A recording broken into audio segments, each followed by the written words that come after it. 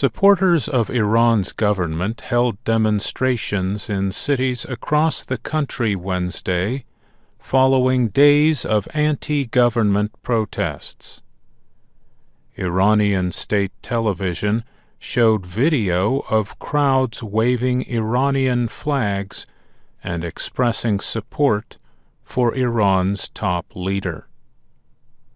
Later in the day, Iran's Revolutionary Guards said the anti-government protests were at an end. At least 21 people have died in the unrest over the past week. Many of the anti-government protesters are angry about high unemployment and inflation. These conditions have continued even after the end of international sanctions in 2015. Those measures were designed to punish Iran for its nuclear activities. In exchange for limits on its nuclear program, international powers canceled trade restrictions and released billions of dollars of Iranian money. But critics say the current president, Hassan Rouhani, has failed to use the money to improve the country's economy. Iran's supreme leader, Ali Khamenei, blamed other governments for problems in the country.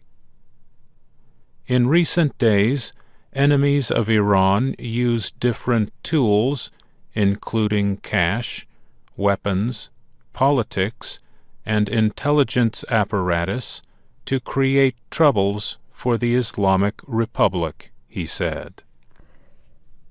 Iran's form of government is called an Islamic Republic. The republic is led by a president, who is directly elected by voters. But in Iran, the position of supreme leader is above the president. The position is given to an Islamic scholar. The supreme leader has power to appoint top government officials.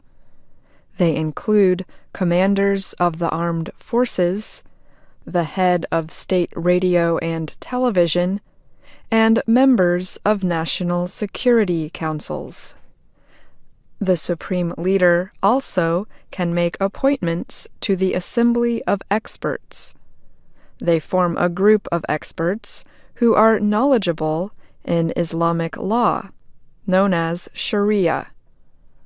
Ayatollah Ali Khamenei is the second man to hold the position since Iran declared itself an Islamic Republic in 1979.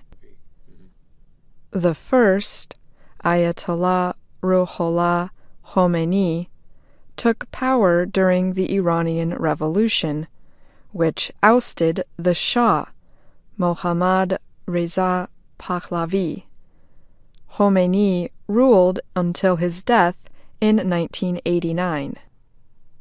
The supreme leader can use his powers to design and supervise the general policies of the Islamic Republic. He can order special elections on important issues. He has powers over the armed forces. He can take command of the military or solve disputes between branches of the military. In addition, the supreme leader has powers to approve election results, pardon or reduce sentences of people jailed for crimes, and to approve the removal of a president. In short, Iran's supreme leader makes final decisions on the economy, environment, foreign policy, education, population growth, and elections. However, he is not directly elected. The President of Iran is directly elected to a 4-year term and is limited to 2 terms. However, he must answer to the supreme leader. Rouhani is considered a moderate who supports improved ties with the West. He was elected to his 2nd term in 2017. He follows Mahmoud Ahmadinejad, who was considered a conservative. Iran's president leads the executive branch of government and can choose a cabinet with approval from parliament. He is deputy commander-in-chief of the armed forces.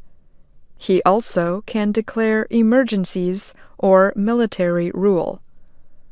The president also leads the National Security Council and the Supreme Council of the Cultural Revolution.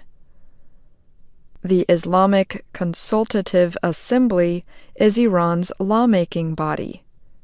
The assembly has 290 members. They can create, propose, and approve legislation so long as it is not in conflict with Islamic teachings. The assembly can investigate issues affecting the nation and approve international treaties. It also can put questions to the president and hold a vote of confidence on the president's election. Reports note that the anti-government protests appear to be directed at Iran's top leaders. Many of the protesters consider Rouhani corrupt. They also blame the supreme leader for the country's condition. The protesters say Iran should spend less money in places like Syria and Lebanon. Instead, they want more done to create jobs, to improve the economy, and to limit corruption.